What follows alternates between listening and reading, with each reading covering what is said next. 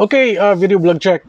Everybody, Azrael here. We're doing another unboxing. Ito yung matagal ko nang gustong i-unbox kasi tamang-tama. We have here an item. This is a smart electric toothbrush. This is from Honor Philippines. Parang binigay nila to sa amin in one of their events at ito yung kanilang gift sa aming mga guests. I'm not sure if this is being given as a bundle sa mga freebies ng mga smartphones pag bumili ka ng smartphone na Honor, no? But maybe in the future, baka isama na nito. Ang brand nito is Olibo. Ayun, no? Olibo. It's a smart electric toothbrush. At sa internet, I did some search and this is branded as an Honor product. Tawag nito Honor Olibo Smart Electric Toothbrush. So, ayan, at ang SRP nito is 1,299. So, nasa 1,300 siya online. And nakita ko may nagbebenta yung mga ganito sa internet, sa Lazada and Shopee. And we're going to test and try it. I-unbox din natin to. Kailangan ko kasi ng bagong toothbrush kaya kailangan ko itong i-unbox na at gamitin ko na dito sa loob ng bahay namin. Alright, this will be my my second electric toothbrush sa aking buhay. Kasi una kong electric toothbrush patagal na. So ngayon tayo gagamit ulit. Very smart daw to. Bakit? I will discuss to you the tech specs. So heto siya. Ito yung tech specs ni Honor Olibo Smart Electric Toothbrush. Sabi dito meron siyang soft bristle brush. Very soft daw yan. At meron siyang 4,800 times frequency. Ibig sabihin yata nito, it's yung kanyang gears or makina sa loob tested na for 4,800 times. So siguro pag nakalagpas ka ng 4,000, baka mansira na yung motor niya. Parang ganun yung explanation niya. At meron siyang 30 days battery life. So this is wireless. Pwede mo siyang i-charge. At meron siyang magnetic recharge. Hindi ko alam kung paano itong magnetic recharge na to, no? At meron siyang high-link brushing guide. At saka sonic technology cleaning. Hindi ko pa alam kung paano to, but meron siyang zero dead end whitening. Nagpapaputi din daw siya ng ngipin. Okay.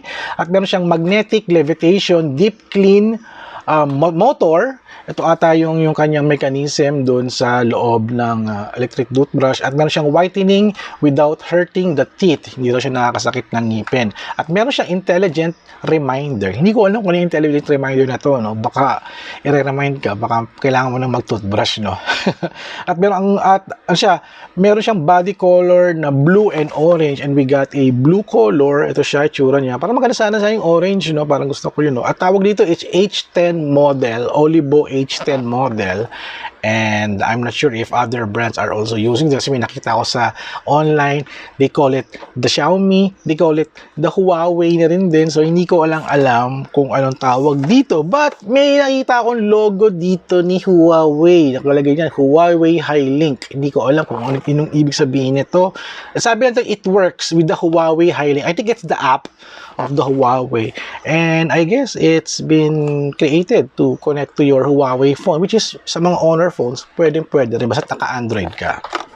Yung nga, SRP niya is 1,299 in Lazada and Shopee. Just search for Olibo Smart Electric Toothbrush. Alright, so unbox na natin to para magamit na natin, makapag-toothbrush na tayo. Alright, let's do this. Okay, so here we are. So this is the Honor Olibo Smart Electric Toothbrush. Ito yung itsura niya. At ito yung sabi ko kanina, may logo ng Huawei High-Link. Hindi ko alam kung ano sabihin ng Huawei High-Link na yan. And ayan, let's go. Let's unbox na natin to. Ano ba laman nito? Hindi ko pa ito testing ha. This is my first time to try it. At ayan. So, may naman siyang manual. Written in Chinese. Puro Chinese. So, natin ito maintindihan. At may kasama siyang ano to? Olibo. Ano kaya itong Olibo na to, no? I think it's yung bristle niya, no? Soft bristle. Problema nito, no? Pag nasira na yung bristle, you need to find a second, ito, may kasama siyang dalawang soft bristle. So, open natin yung isa para makita natin, no? So, ito yung kanyang soft bristle. Ito siya, meron pa siyang kasamang casing. At maliit lang naman pala siya. Okay naman din siya. And then, nakalock na yan siyang ganyan. At may kasama siyang USB Type-C cable. Hindi ko alam kung ano to. I think this is the charging case. Yeah, yung charging niya, oh. Bali, nagantuhin mo siya. Oh, haba din pala yung kable niya para makapag-charge siya. Baka papatong mo siya dito. So, it's a magnetic recharging siya. Alright. And this is the unit. Grabe, parang pang dentista to, ah. This is the Olibo Smart Electric Toothbrush. Kaso nga lang, Chinese yung nakasulat dito. Hindi ko alam kung paano ang control na ito, no? At ito yung kanyang machine. Meron kaya itong ano? Nakakatakot naman to. I think it's low bat. Yeah, I guess it's low bat. So, kailangan natin siya. Para ba ito tina-charge? So, pag charge ko siya is, ganito ba? Yun. Ay, may magnet siya. May magnet. Okay, ah. So, ito pala, pwede mo itong tanggalin, idikit mo sa wall. So, para siyang sticker na kaganon, naka-charge siya. So, since low bat ba to, hindi pa natin ito makakabit, no? So, kakabit natin itong dito, itong bristle dito. May lock siya. May lock siya. So, parang nag-vibrate siya pag pinatunog mo. So, since low bat siya, I'm pressing, nag-hard press ako, no? So, wala siyang activity. So, low bat siya. So, charge muna natin to, no? Balikan ko kayo after an hour. Alright, let's do this. So, gumamit ako ng power bank, no? Para mapakita ko sa inyo. Wala akong nakikitang light. Ayun, may light indicator na siya. Kala ko wala light indicator. So, naka-red siya, no? Naka-red habang nagcha-charge. So, it means that the smart electric toothbrush is low bat. So, charge muna natin ito after 1 hour tapos gamitin na natin. Alright, balikan ko kayo. Alright, napagana ko na siya, no? Napa-charge ko na siya. And this is the power button pala. At yung tatlong dot na ito, it's yung power level niya. Ito yung highest, mid, and low. Itong ilaw naman to is for the power niya. Kung naka-blue, naka-on siya pag red, low bat. So, on na natin to. Ayun.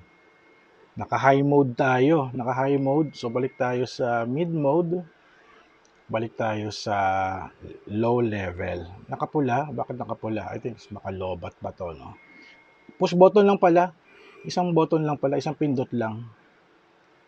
Yan, naka-high siya. Mid. And low. Parang very niya. Medyo tahimik siya. Pero nagva-vibrate siya. So, gamitin natin to. Mag-toothbrush tayo. At testingin na natin itong ating bagong smart toothbrush. Alright, let's do this. Okay, naglagay na ako ng toothpaste. At syempre, babasahin ko na muna ito.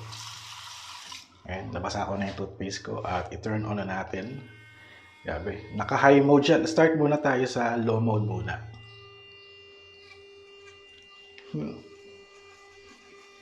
Ay.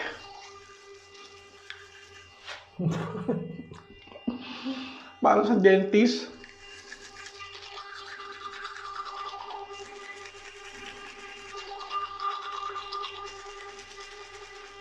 Okay siya, ah.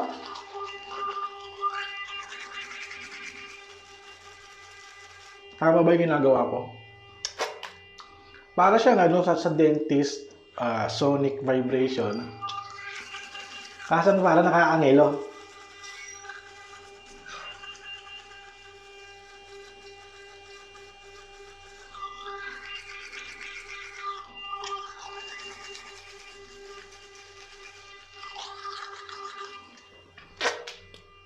Try natin yung medium.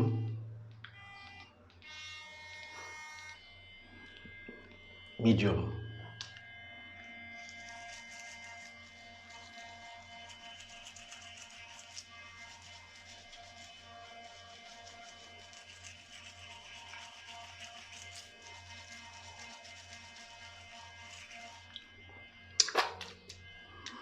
Okay, no? Okay siya. Medyo weird lang yung feeling niya, no? Hindi ko lang kung malilinis talaga yung ngipin natin, but babalikan natin to pag after a few months na paggamit. Tignan natin kung talagang itong ngipin ko na madilaw is puputi siya. I-observe natin yan. Kasi palagi akong nagko-coffee at nakakanilaw ng ngipin yung coffee. Alright, I'll end now my video here. Itong ating Olibo na smart toothbrush is na-unbox natin, na-try na natin. No? Alright, so thank you guys for watching. So don't forget to subscribe, like, and comment. I'll see you guys at the next video vlog adventure. Okay, thank you, Honor, for this.